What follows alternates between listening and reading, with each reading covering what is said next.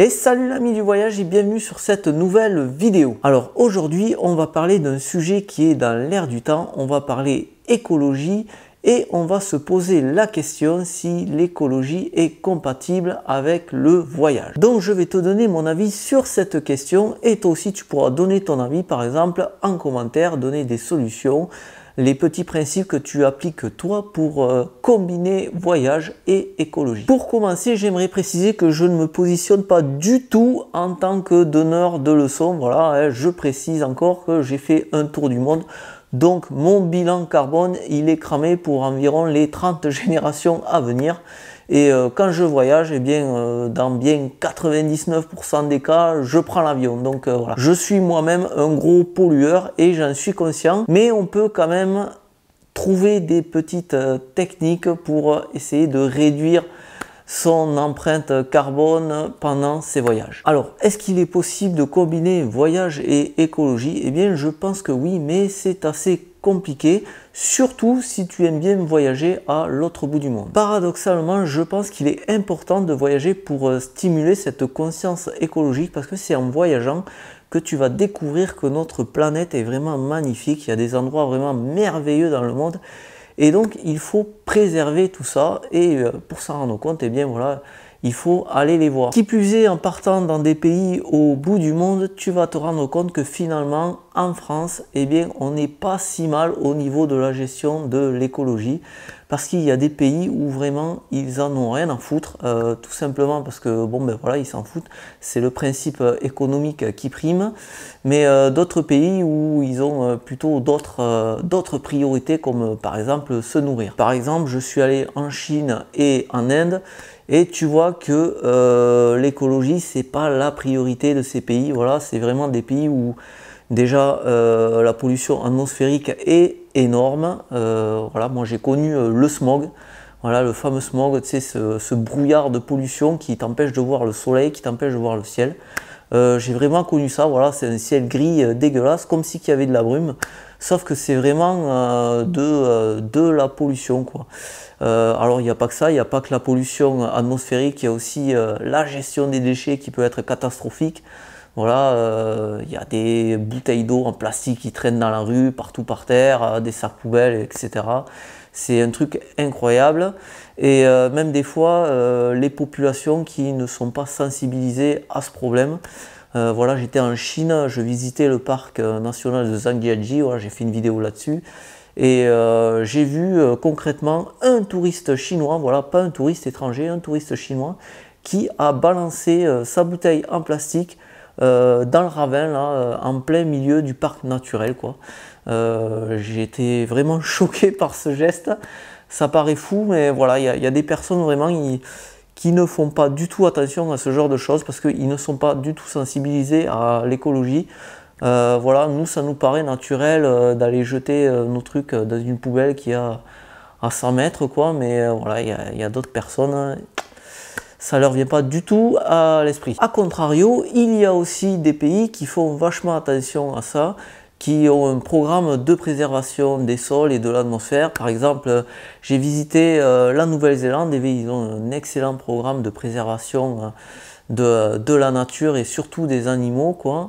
Et voilà, c'est intéressant, tu peux même visiter, par exemple, moi j'avais visité, c'était pas un musée, c'était un centre de préservation du kiwi, voilà, c'est cet oiseau qui a failli disparaître là, et voilà, j'ai visité ça. En fait, maintenant le kiwi est une espèce protégée, et la Nouvelle-Zélande a un excellent programme pour protéger tous ces espaces naturels, ces animaux, etc. Le Costa Rica aussi, pays d'Amérique latine qui est vraiment à la pointe de la préservation des sols et de l'écologie.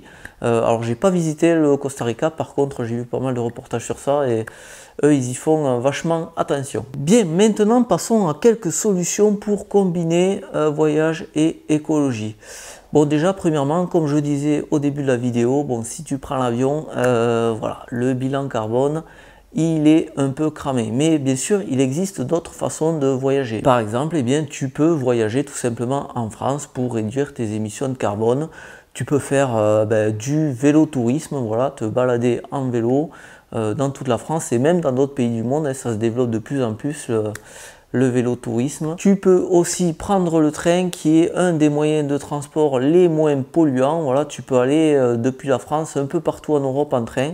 Alors certes, ça prend un peu plus de temps, mais ça pollue quand même moins que l'avion. Tu peux aussi prendre le bus par exemple, voilà, avec genre les trucs comme Flixbus ou Ouibus. Voilà, tu peux aller pareil un peu partout en Europe et pour pas cher en plus. Alors certes, ça prend beaucoup de temps, il faut avoir du temps.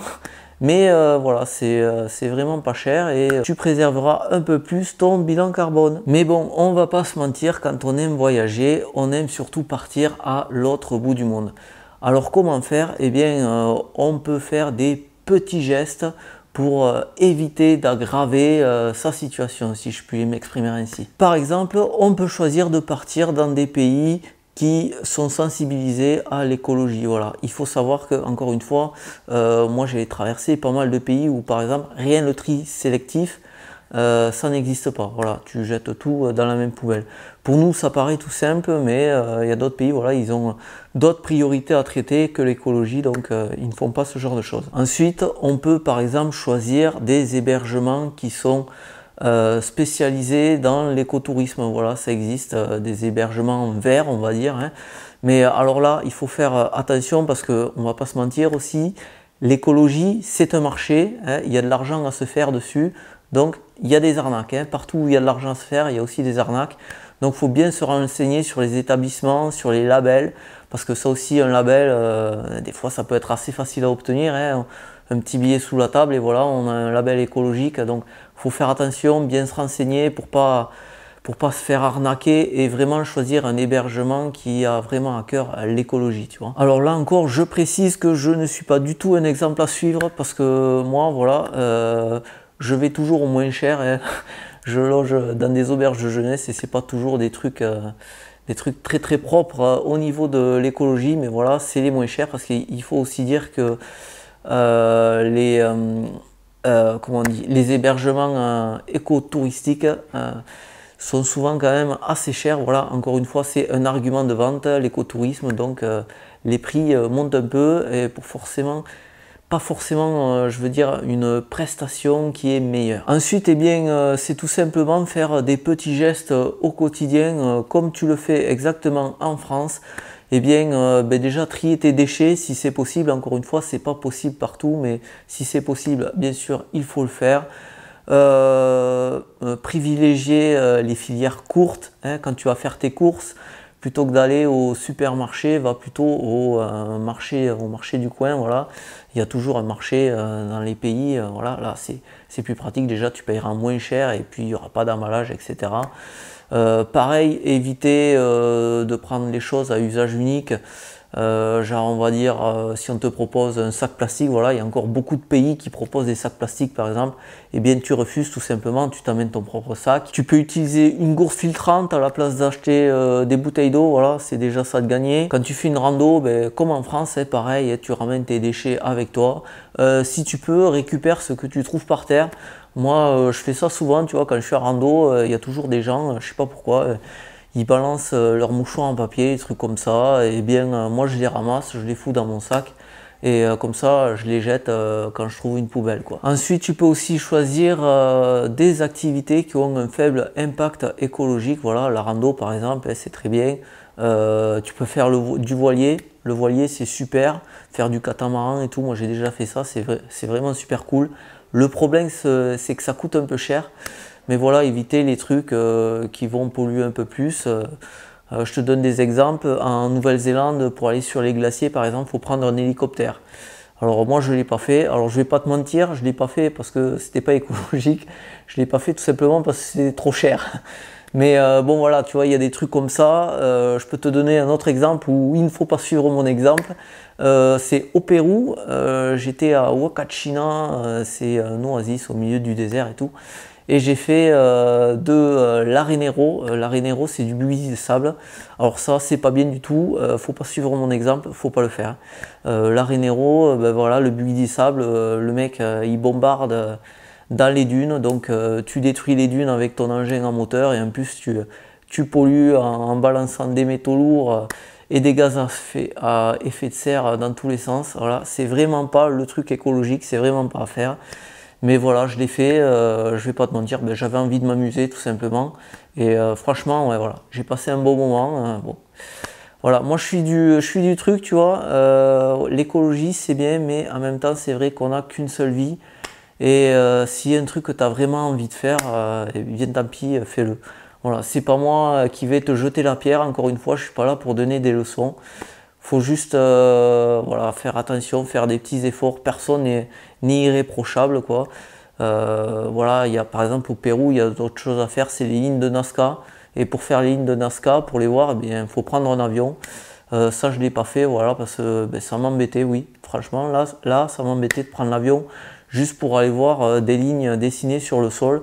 En fait, tu regardes les photos sur Internet, c'est exactement la même chose que tu verras depuis un avion. Donc voilà, voilà. Ça, par exemple, j'avais évité. Bon, voilà, c'était une petite vidéo sur un sujet quand même assez important. Donc, encore une fois, combiner voyage et écologie, c'est quand même assez compliqué. Et surtout, ne laisse jamais personne te donner des leçons là-dessus parce que personne n'est irréprochable. Voilà, je sais qu'il y a des personnes qui font leur beurre là-dessus, c'est leur fond de commerce, mais je te garantis que même ces personnes sont absolument pas irréprochables. Et encore une fois, si tu as envie de faire quelque chose, eh bien fais-le, tu te rattraperas avec des petits gestes à côté. Voilà, si tu as envie de prendre l'avion pour aller au Mexique, pour aller voir les cénotés, eh bien fais-le et ne laisse personne te dire que tu es un gros pollueur parce que les autres, des fois, c'est encore pire. Allez, je vais m'arrêter là. N'hésite pas à laisser un petit commentaire pour me dire ce que tu penses de ce sujet. Voilà, je pense que c'est un sujet qui touche absolument tout le monde. Donne-moi tes petites solutions si tu en as, les petits gestes que tu fais quand tu voyages pour essayer d'être un petit peu plus écolo. Et ben voilà, tu peux aussi t'abonner à cette chaîne, partager les vidéos, me suivre sur les réseaux sociaux. Enfin, tout ça, c'est comme d'habitude, tu connais.